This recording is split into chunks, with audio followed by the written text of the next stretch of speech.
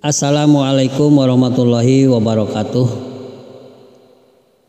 Bismillah, alhamdulillah, assalatu wassalamu ala rasulillah wa ala alihi wa sahbihi wa mawalah.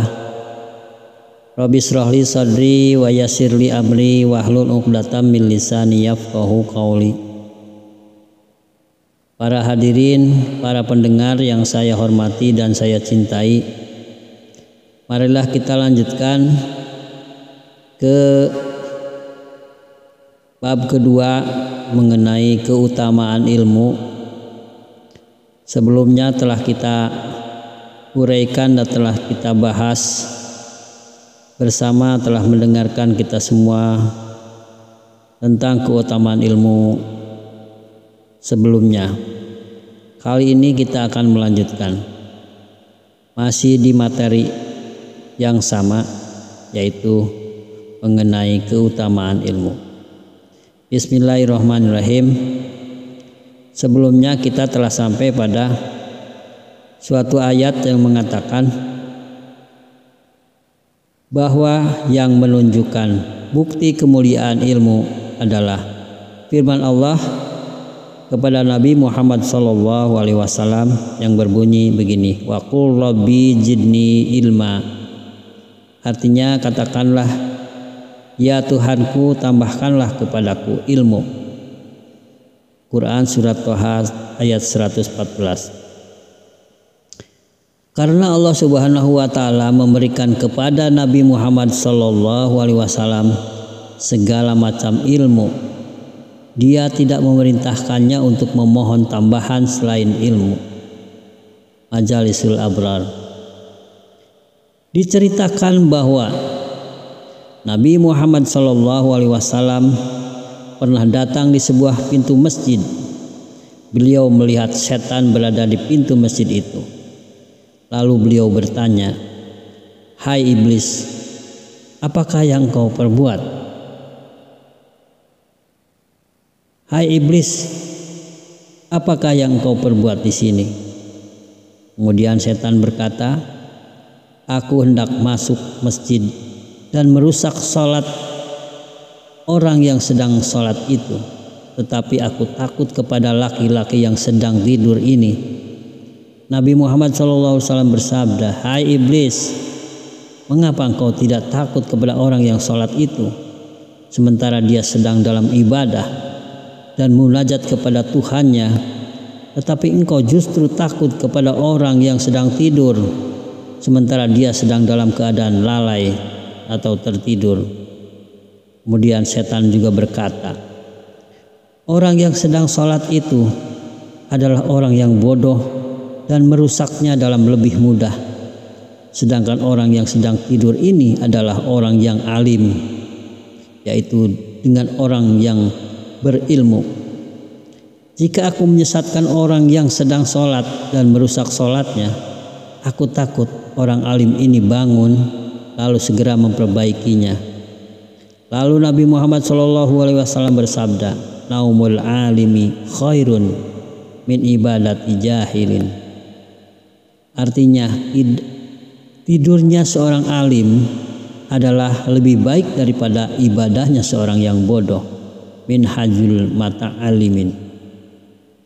Nabi Muhammad SAW bersabda, barang siapa yang ingin menghafal ilmu, maka hendaklah ia menetapi 5 hal, yaitu sholat malam walaupun hanya 2 rakaat, melanggengkan wudhu atau membiasakan diri selalu dalam keadaan berwudhu, kemudian bertakwa, takut kepada Allah baik dalam keadaan sunyi maupun keramaian, makan dengan dasar mencari kekuatan untuk beribadah, bukan untuk memenuhi kesenangan nafsu syahwat, kemudian bersiwak atau bersikat gigi. Nabi Muhammad SAW bersabda, kebaikan dunia dan akhirat adalah disertai ilmu. Kemuliaan dunia dan akhirat pun dengan ilmu. Orang alim adalah lebih besar keutamaannya di sisi Allah Subhanahu wa taala daripada 1000 orang syahid atau syuhada. Yang dimaksud dengan orang alim dalam hadis tersebut adalah orang alim yang mengamalkan ilmunya. Nabi Shallallahu Alaihi Wasallam bersabda, sesungguhnya Allah Subhanahu Wa Taala telah menciptakan sebuah kota di bawah arasy dan tertulis pada pintunya, barang siapa yang mengunjungi para ulama seolah-olah dia mengunjungi para nabi. Karena itu Nabi Muhammad Shallallahu Alaihi Wasallam bersabda, julusu sa'atin indal ulama'i ahabbu ilallahi min ibadati alfi sanah. Berkumpul ulama sesaat adalah lebih dicintai oleh Allah daripada beribadah 1000 tahun. Diriwayatkan Nabi Muhammad SAW, sesungguhnya Allah menciptakan sebuah kota dari cahaya di bawah aras 10 kali lipat lebih besar daripada dunia. Di kota itu terdapat 1000 pohon dari mutiara yakut, jabarjat, lukluk dan marjan. Apabila hari kiamat daun-daunnya menjadi terbuka, lalu terdengar suara pemanggil dari arah Allah Ar-Rahman, di mana orang-orang yang menunaikan salat 5 waktu dengan berjamaah. Mereka duduk berkhalaqah dalam forum ilmu. Pada hari itu mereka didatangkan di bawah naungan pohon-pohon tersebut dan duduk di bawahnya.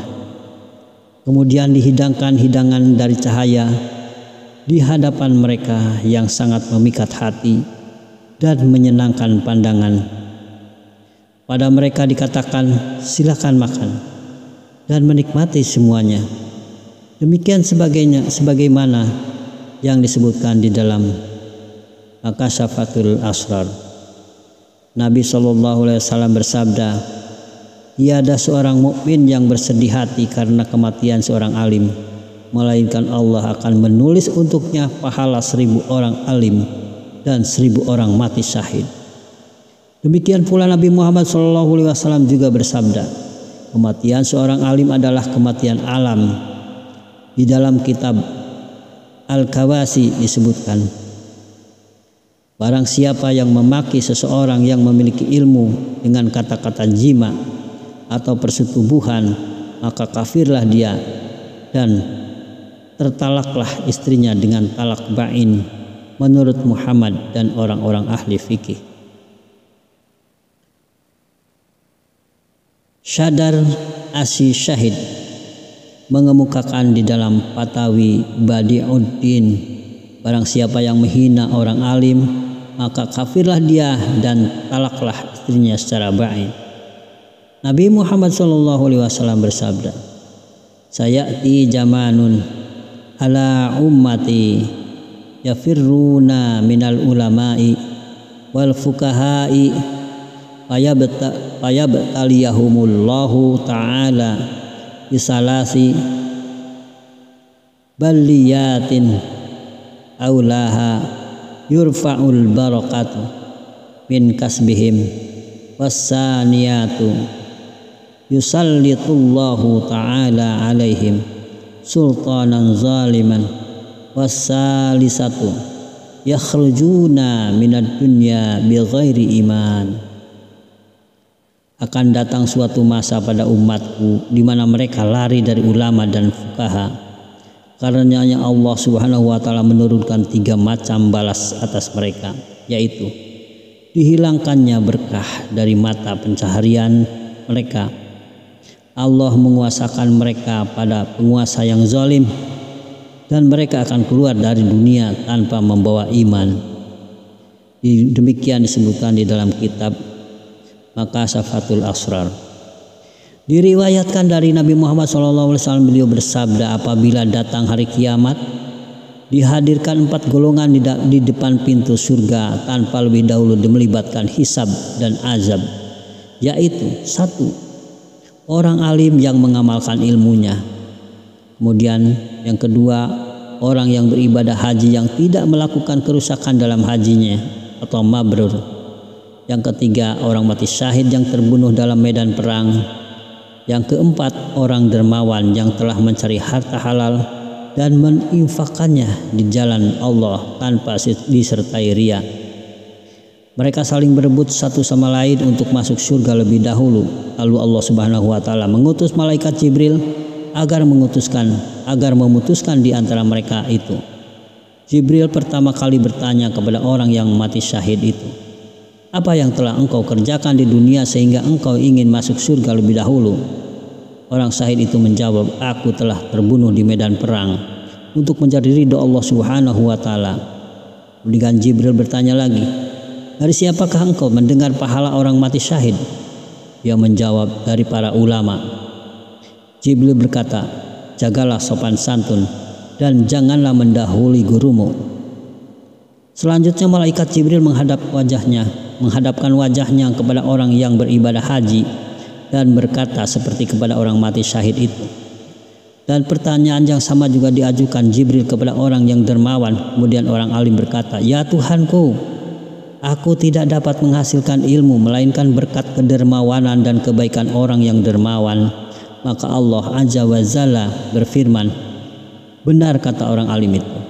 Hai malaikat Ridwan, bukalah pintu-pintu surga sehingga orang yang dermawan masuk surga lebih dahulu, sedang mereka semua menyusul sesudahnya." Demikian sebagaimana di Miskatul Anwar. Nabi Muhammad sallallahu alaihi wasallam bersabda, "Fadlul alimi alal abidi kafadli ala adnakum." Keutamaan orang alim atas orang ahli ibadah seperti keutamaanku atas orang yang paling rendah dari kamu. Demikian pula Allah Subhanahu wa taala mewahyukan kepada Nabi Ibrahim alaihissalam, "Aku adalah alim, maha mengetahui dan menyukai orang yang alim." Demikianlah tentang keutamaan ilmu untuk bagian kedua. Insya Allah dalam video dalam ketiga atau acara ketiganya akan saya sampaikan kepada semua pendengar yang saya cintai dan saya hormati. Semoga bermanfaat bagi kita semua, khususnya bagi diri saya sendiri, umumnya bagi orang yang sedang mendengarkan. Amin ya rabbal alamin. Wassalamualaikum warahmatullahi wabarakatuh.